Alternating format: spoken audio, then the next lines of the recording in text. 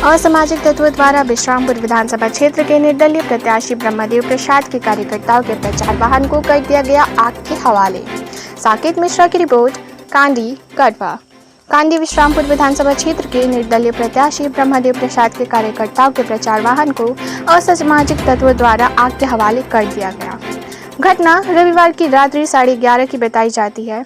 इस संबंध में निर्दलीय प्रत्याशी ब्रह्मदेव प्रसाद ने जानकारी देते हुए बताया कि प्रचार वाहन बडीहा थाना से होकर मझिया चुनाव कार्यालय पर जा रही थी। उसी दौरान कुंदरहे मोड़ पास अज्ञात लोगों द्वारा गाड़ी को जबरन रुकवाकर आग के हवाले कर दिया गया। उक्त गाड़ी आनंद विश्वकर्मा की गाड़ी टाटा टियागो कार था। चालक किसी तरह से अपना जान बचाकर वहां से भाग निकला। घटना की सूचना पाकर ब्रह्मदेव प्रसाद ने दल बल के साथ घटनास्थल पहुंचकर वस्तुस्थिति की जानकारी लिया।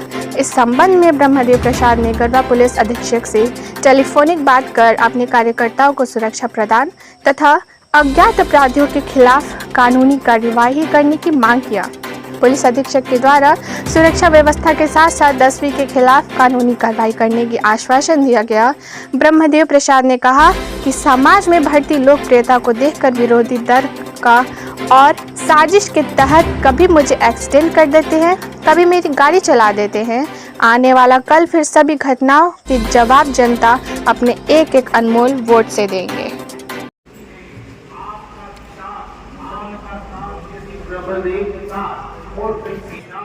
सर, आपका नाम? राम लखन प्रसाद जी, आज आप ओबीसी अधिकार एकता मंच ज्वाइन किए हैं। तो ये ओबीसी अधिकार एकता मंच ज्वाइन करने के पीछे क्या रीजन रही? क्योंकि राम लखन चंद्रवंशी जो पिछले 25 सालों से राम लखन प्रसाद जो पिछले 35 वर्षों से भारतीय जनता पार्टी के एक अभिन्न अंग बन करके, एक सक्रिय कार्यकर्ता बन करके कांडी में अपना दायित्व निभाते थे और बढ़ चढ़ के हिस्सेदारी निभाते नजर आते थे। आज अचानक 25 वर्षों बाद ऐसा क्या हुआ कि ओबीसी एकता अधिकार मंच में जाना पड़ा? जब सिर्फ मझियाओं प्रखंड हुआ करता था, उसके बाद जो और प्रखंड बने। पहला गठन जब हुआ था भाजपा का, तो मैं महामंत्री और अर्जुन दास अध्यक्ष हुआ करते थे। लेकिन विगत 10 वर्षों से मैं यहाँ के वर्तमान विधायक से क्षुब्ध होकर मैं ओबीसी मोर्चा ज्वाइन कर। क्या राम लखन चंद्रवंशी के द्वारा, राम लखन प्रसाद के द्वारा भारतीय जनता पार्टी में जब सक्रिय रहे थे, उस समय जो दायित्व निभाया गया था, क्या ये आप विश्वास दिला सकते हैं कि अपने पार्टी जो ओबीसी अधिकार एकता मंच है, क्या इस पार्टी में भी उतनी ही सक्रियता रहेगी? अभी चुनाव में महज 2 दिन शेष हैं। 2 दिन पहले आप ओबीसी एकता अधिकार मंच को ज्वाइन किए हैं, तो इन 2 दिनों में आप ओबीसी एकता अधिकार मंच के लिए क्या करेंगे? मैं 2 दिन में ही जी जान लगाकर ब्रह्मदेव जी को जिताने का काम करेंगे और जीतेंगे। इतने सालों से और इतने दिनों से आप जिस पार्टी में सक्रिय कार्यकर्ता रहे, भारतीय जनता पार्टी, उसके खिलाफ में, उसके अगेंस्ट में इन 2 दिनों में आपको अपने चुनाव को लेकर के कार्य करना है। आप किस तरह से इसको, ये चुनौती आपके लिए कैसा रहेगा? चुनौती कोई महंगा नहीं है। हम देख रहे हैं कि इनको हम विधानसभा में भेज देंगे। अच्छा, इस विषय पे और कुछ कहना चाहेंगे आप? कुछ नहीं कहना चाहेंगे। आज कांडी में आप पिछले 25 वर्षों से कार्यरत, भाजपा में कार्यरत एक नेता को आप अपने ओबीसी एकता अधिकार मंच में सम्मिलित किए हैं। इस विषय में आप क्या कहना चाहेंगे? बहुत ही इनका आस्था था 35 वर्षों से, जिसने 35 वर्षों से हमारे राम लखन भैया जिस तरह से भारतीय जनता पार्टी को सीट करके बड़ा किया, जब खल खाने की बारी आई इनको दरकिनार कर दिया गया। यह भी इनमें इतना क्षमता था, ये भारतीय जनता पार्टी के माध्यम से विधायक बन सकते थे, लेकिन लोगों ने इनका यूज करने का काम किया। इसलिए सारे जगह के लोग हमारे राम लखन भैया से के साथ साथ बहुत सारे लोग अन्य जगहों पर, सभी प्रखंडों में भारतीय जनता पार्टी को छोड़ करके ओबीसी एकता अधिकार मंच के साथ आकर के अपनी हक अधिकार की लड़ाई को बुलंद करने में अपना जीवन लगाने के लिए तैयार है।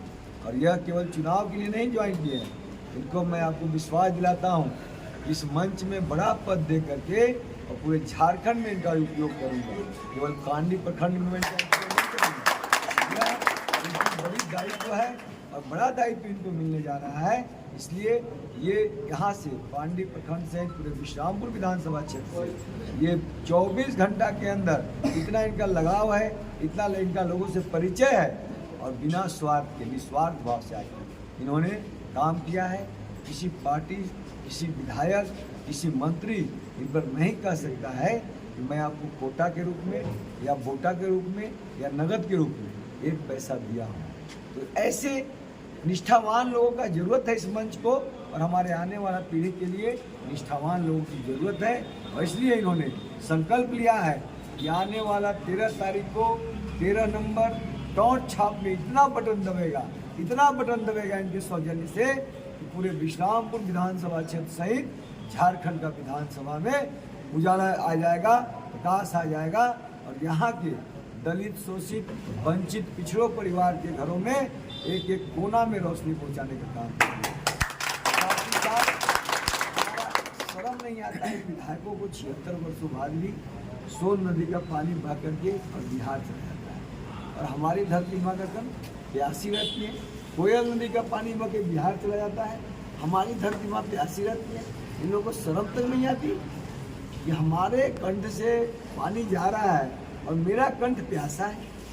मैं आपको विश्वास दिलाता हूँ, ये तटबंध का जो कहानी है, तटबंध का जो समस्या है, उसको मैं पूरा करूँगा और 2 वर्षों के अंदर सभी खेतों तक पानी सोन नदी से और कोयल नदी से और खैरी जलाशय योजना से पहुँचाने का काम करूँगा। और हमारी धरती माँ का जब कलेजा ठंडा होगा तो आप हमारा विश्रामपुर विधानसभा क्षेत्र हरा भरा होगा और उपजाऊ होगा।